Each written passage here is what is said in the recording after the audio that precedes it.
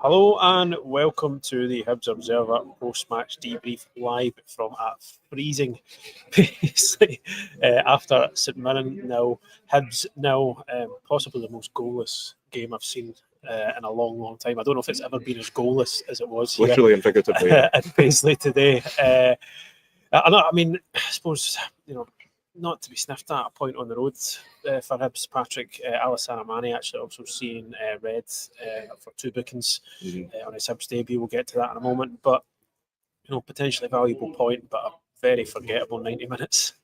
Yeah, I think we were discussing this before we came on, saying how are we going to fill the time talking about that game. In the end, there was quite a few talking points, but I think it's you can take the positives from it. You can say that Hibs extend their unbeaten run. It could be a useful point. Yeah, I think when you look at the results yesterday, teams around them, 3 points would have been really useful. If they do have designs about, Hibs do have designs about finishing in the European spots. I think that. I mean, looking at the stats just before we came on, Hibs with unexpected goals of 0.38, which I think could be among the lowest, if not the lowest, all season. Which, when you consider how bad things were in the first few weeks of the campaign, is quite some going. So I imagine we'll hear from David Gray shortly. I imagine it will probably be a case of trying to take the positives that were there, but I think also quite a few negatives as well. You could say it's a clean sheet. You could say it's a point. But Hibs didn't really threaten all that often. That XG sort of tells its own story, and there wasn't an awful lot for the 1,400 away fans in the North Stand to shout about. No, there was not. I have to say that the pitch played a part. Very good point. That today it was a pretty dreadful surface, and I think instead of trying to pass their way through that, I think both teams just played to those conditions, and it made for not much of a spectacle. I think we heard the ball screaming out for mercy at one point from a position in the stand. That was me, actually. Yeah, spent an awful lot of time in the air.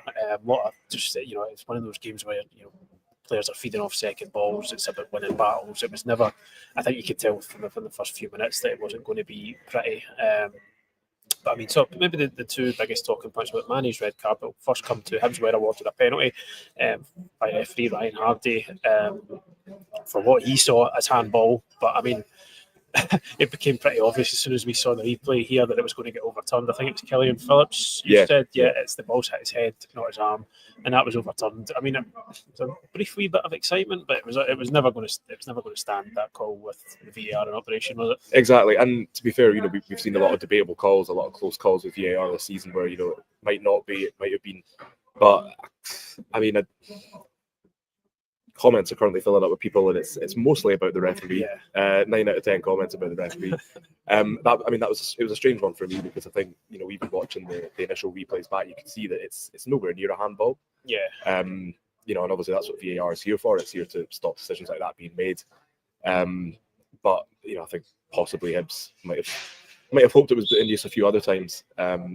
Certainly for Mane's second yellow card, which looked awfully harsh. It looks like it's been given for an elbow, I suppose. Yeah, but, very similar to the incident that was looked at with Rocky Bashiri against Aberdeen a couple of weeks back.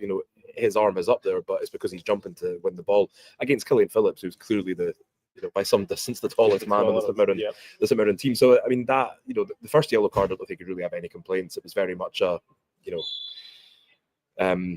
it was a tackle of somebody who's not played football since November. But the second yellow, awfully harsh, I felt. I don't think the referee had the best game. There were a few, for both teams, a few situations where he was kind of calling things back when he could have played advantage. There were a few situations where he was, maybe slightly more lenient with one team than the other. And I think you could certainly hear it from the main stand here at Paisley, that the home fans weren't particularly happy with him. You could hear it from the away fans; they weren't particularly happy with him either. So I don't think that helped, and I think a red card like that, Hibs, I don't think they're able to appeal that. Because it's a second yellow.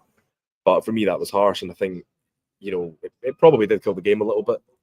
For Hibs, it was about kind of trying to see the game out and maybe get a point, whereas before that they might have hoped to maybe nick something at the death. We should also mention Jordan Smith, another good game in goals. Really good double save at the start of the second half, denying first Olasanya and then Mark O'Hara. And I think you could see from O'Hara's reaction that he couldn't believe it either. But I suppose that was the sort of the kind of real kind of highlight, I suppose, for Hibs, which sort of says it all.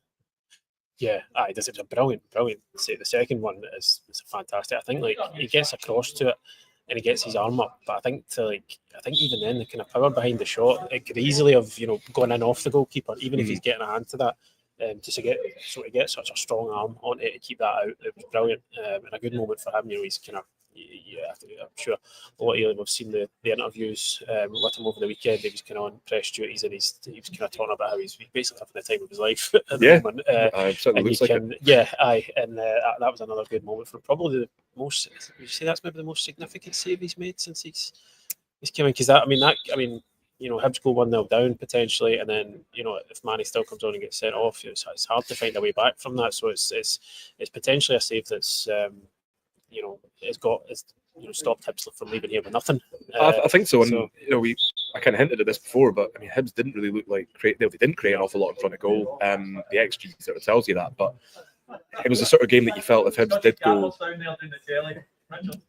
did go a goal down, then you wouldn't really have fancied the chance to get back into it. It's very much going to be a 1-goal wins it game if there was ever going to be one. Yeah, I'm not sure the game deserved a winner, to be honest. So goalless draw is probably the fair result. But at the same time, Jordan Smith did say when he was doing his pre-match interviews that a lot of the reason that he's had been enjoying it is he hasn't had a lot to do because of his defence. And he was saying when he has been called into action, he hopes he's done enough. And I think you could argue that he's certainly done that today. There were a couple of kind of routine saves in the first half. There was a good stop from Mikkel Mandron before the double save, which was it was fairly straightforward, but you still need to make the saves.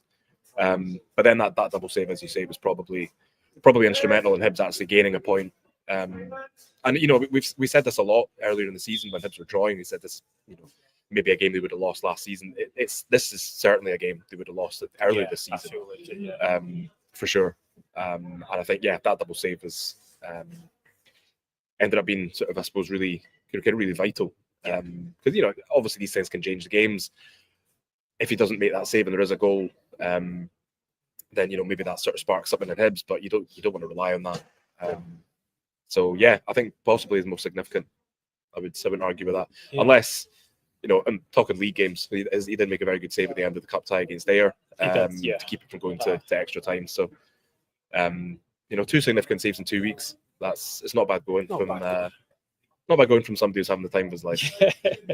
So I think we're going to leave it there, folks. We're going to head down the post-match press conference and more importantly get inside to get a heat. Thanks for joining us. Not an awful lot to discuss from that game. Not a classic, but we've got 8.5 minutes out of it. I know we did. I think we did well to get this long on it, but to be honest with you.